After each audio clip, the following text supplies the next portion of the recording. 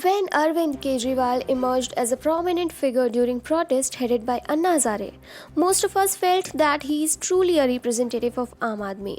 His attire and his ability to intermingle with an average Indian instilled hope in people of the country.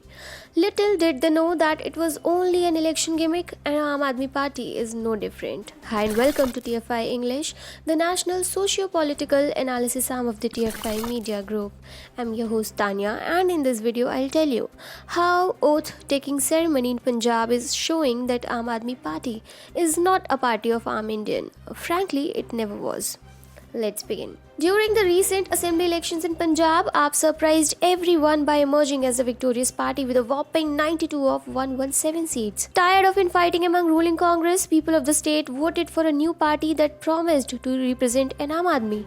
However, even before taking charge, Bhagwant Mann's spending habits have shattered average Punjabis' dreams. Aam Aadmi Party has planned an extravagant swearing-in ceremony for its incumbent chief minister, in what looks like an attempt to cater to Canadian Punjabi rather than those it is meant to serve. AAP has organized multiple events to market its brand new Punjabi chief minister. As soon as it became clear that AAP is coming to power in Punjab, the party announced a massive roadshow in Amritsar district. The roadshow was marked by the presence of prominent AAP leaders like Kejriwal, Manish Sisodia, Raghav Chaddha and many others. However, what drew people's attention was the lavish nature of a frankly unnecessary show of power. Apparently, 15 lakh rupees was spent so that an average Amritsari can see those faces near their houses, which they are anyway accustomed to watching on television. Interestingly, AAP did not use its own party funds for this purpose.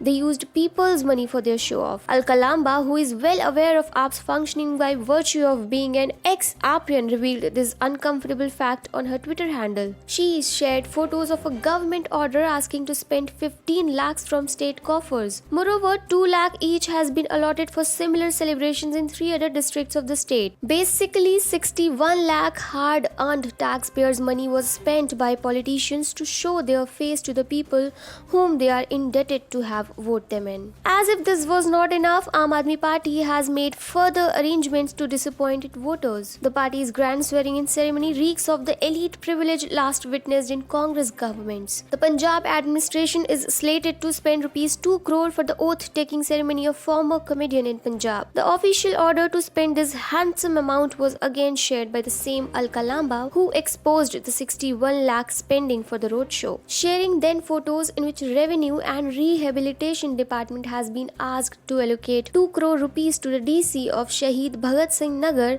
Alka Road, for the hospitality of the leaders from Delhi to Punjab. Orders have been given to give rupees 2 crore more from the government treasury. Congratulations, Ji. If squandering of public money for its own selfish purposes was not enough, AAP is also hurting farmers just for a one-day event. The party has ordered to clear more than 40 acres of land to accommodate the influx of people gathering in for the high-profile oath-taking ceremony. According to a report by Times of India, most of the 40 acres of land was occupied by wheat crops that were still green. Moreover, officials have not ruled out the possibility of further destruction of the crop by AAP administration in the wake of the swearing-in ceremony. The incessant spending by AAP may have surprised Punjabis, but if they talk to an average Dalit, it's hardly a breaking news for them.